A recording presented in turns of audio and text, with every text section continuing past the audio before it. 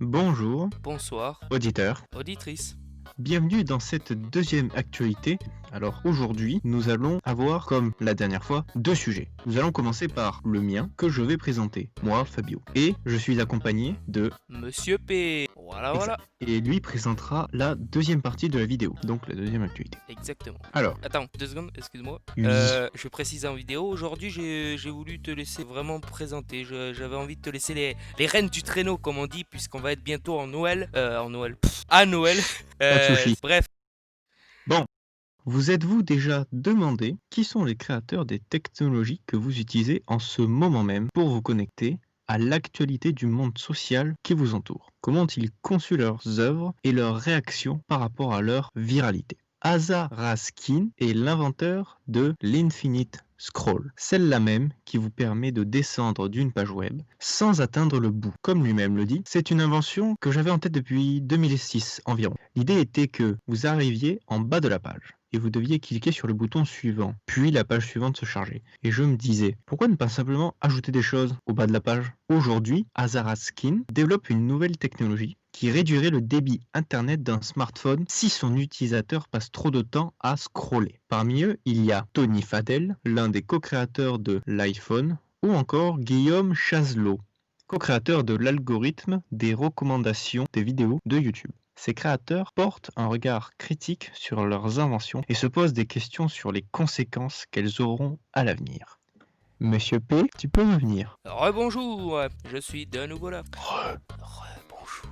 Alors, qu'est-ce que j'en ai à dire Alors, de ça, c'est ça? je vais te poser une question déjà. Vas-y. Par rapport à ce texte, est-ce que tu penses que le créateur de, à savoir Asa Raskin, je sais pas comment on dit, bref. Ouais. Donc il a développé quelque chose qui rend plus ou moins addict, vu qu'on ne fait que descendre, etc. Ça a été prouvé Mhm. scientifiquement, que le fait que ça ne s'arrête pas, on n'est jamais incité à s'arrêter. Ouais. Du coup, il aurait une sorte de légitimité de réduire l'utilisation du smartphone, Ouais. si on passe tout le temps à scroller. Du coup, je te pose la question pour savoir ton point de vue. Penses-tu qu'il a le droit d'imposer ça à tout le monde, en sachant que c'est lui qui a créé cette, entre guillemets, addiction slash perte de temps? Très bonne question.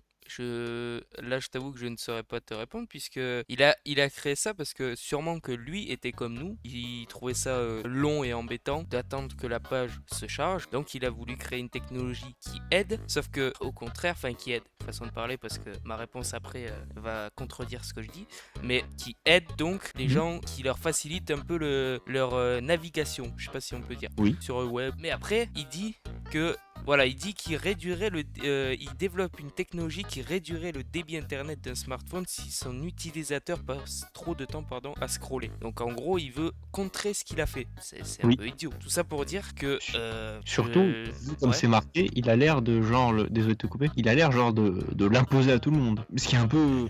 Il a proposé cette technologie.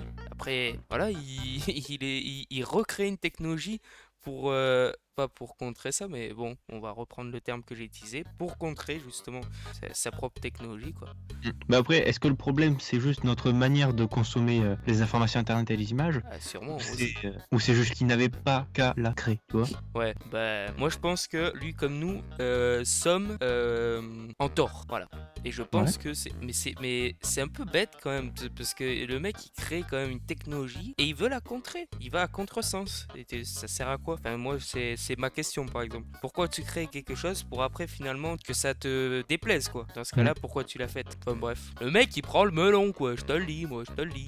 Il a la grosse tête. Non mais sérieux Ouais. quoi. Bon bref. Ouais, après les répercussions, ben, genre notre société maintenant, à chaque pub, chaque produit maintenant a sa chaîne YouTube, sa chaîne, des endroits où on ne fait que scroller quelque part. Même Et là, sur Facebook. Là aussi, je crois que c'est arrivé sur cette plateforme aussi. Enfin bref, il y en a un peu de partout quoi. Et on va enchaîner sur le prochain article. ouais.